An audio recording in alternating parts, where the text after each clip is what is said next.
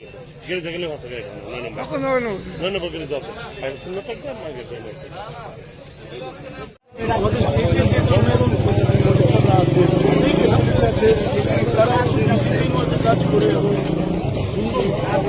এবং বাইরের থেকে এসে বৈশিষ্ট্য কোম্পানি একটা দামি বলছি সবসময় তারা মেন রোডের পুরসভা লাগলে আপনি সাইডে দিব বললাম তো না এই অবস্থা তার সকাল 8:15-20 বাজে একটা আওয়াজ শুনলাম আমরা আমরা দৌড়ে আইছি আগে দেখি সেটা পরে রয়েছে এরকম এখন মিলিটারি গাড়িটা হেরা করছে দাঁড়া দাঁড়া আমি না আর সাইডে দেখছে দেখে গেছে কিন্তু পেশেন্টারে এরপর দৌড়ে গেছে মানে এই মিউনিসিপ্যালিটি গাড়িটা বাইরে গেছে। 3 চাকার গাড়ি যেটি দেখছে হ্যাঁ পেশেন্টারে দেখছে অবস্থা খারাপ বাইক গেছে তারপরে হ্যাঁ যে হেলমেটটা আছে না কিছু দূর দূরে গিয়েছে হেলমেটটা পালা দিয়ে গেছে হেলমেটটা গাড়ির মধ্যে লাগিয়ে আছে গাড়িটা কি নাম্বার ছিল?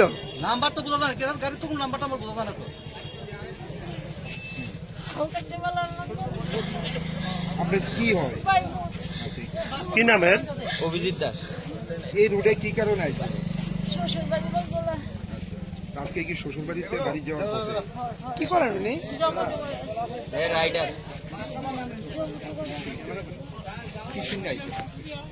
একটু আগে সকালবেলা বাড়ির থেকে ফোন আইছে আমার ভাইয়ে অভিজিৎ দাস বাড়ির যেটা আসলো তো ওই 3 চাকা গাড়িয়ে বাড়ি দিয়ে গেছে তো ওখানে হের ক্রিটিক্যাল অবস্থা তো আমার থেকে ফোন আইছে একটা পাও একটা ফালান লাগবো ওখানে গেলে শুনি উনি এই রুটে কি কারণে আছে? এমনি হের শ্বশুর বাড়ি আনে কালকে সমুদ্রের ফুলার জন্মদিন গেছিল তো আজকে বাড়ির যেটা আসলো কোন জায়গা বাড়ি?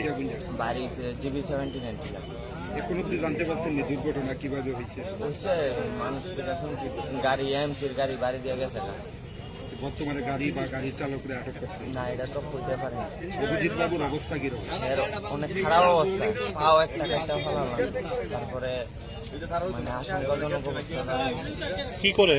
হ্যাঁ সুইগি করে জোম্যাটো করে এই দুর্ঘটনার ফলে এলাকাবাসীরা রাস্তা অবরোধ করে তো সেই বিষয়টা কি বলবেন? এটা তো ঠিক হয়ে আছে ওখানে তো একটা ভালো একটা ফুলার জীবন নিয়ে ডান করে গেছে